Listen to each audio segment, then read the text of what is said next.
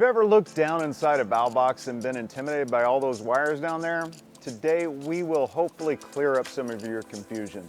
Dwayne Smith here, your Sprinkler Warehouse product specialist. What's in the box?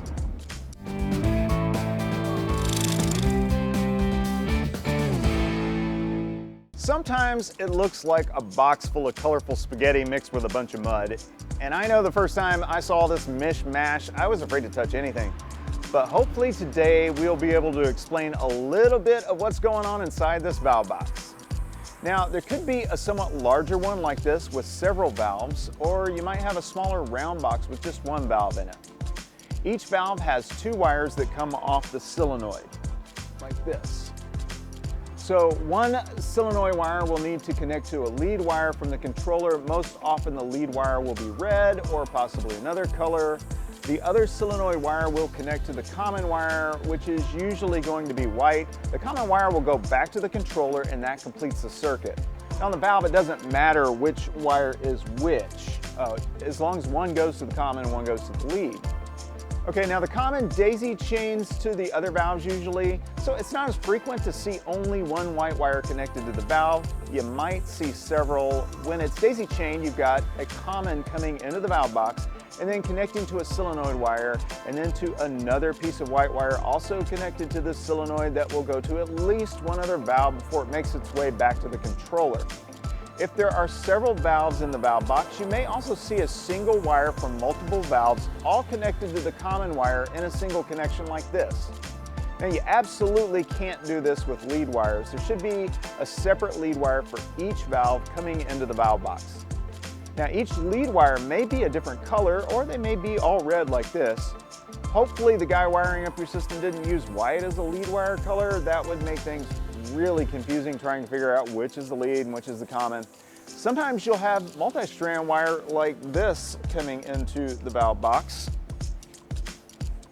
So that's multiple different colored leads all bundled together like this. There's also a white that's the common. There are a few other items which you might find in a valve box. Instead of having a wired controller in the garage or on the side of the house somewhere, it's possible to have an in the valve box battery operated controller. Now, there's a variety of these. Here's what some of them look like. They are wired exactly the same way as I just showed you with a lead and a common. In that case, the solenoid on your valve will be a DC latching solenoid. Now you need to know that if you need to replace the valve or the solenoid. The normal type of solenoid doesn't work with battery operated controllers. There's also a chance you might have a device like a doubler, add a zone, a new zone. So what these do is they operate two valves from a single lead wire coming from the controller. Now wiring for those could be a little confusing. We have videos about those devices, so if you want to understand those, look at our videos about them. And just to understand a little bit about the valves themselves, valves start and stop the flow of water into a zone. Now you'll have one valve for each zone. On most valves, the water flows out of the solenoid side of the valve and flows in on the other side. If you have multiple valves in a single valve box, you have what's called a manifold, just like this one. Now, water will be coming from the side where all the valves are connected together, and it's going to flow out of the valves into their individual zones. All this I just told you is to explain all the stuff inside an inline valve box for your sprinkler system, but you may have a few other valve boxes floating around your property that contain something other than a sprinkler system valve. Where the water for your property ties into the water from the water main, you'll probably have a water meter, something like this. You may find a small valve box with a ball valve or a shut-off valve. That may be where you can shut off the water to your sprinkler system. You may have a flow meter installed somewhere. They look like this or this. So they work with certain sprinkler system smart controllers to monitor your water usage and let you know if you have a leak. And there's probably a cutoff valve that leads into your home. You probably use a key, something like this, to turn on and off.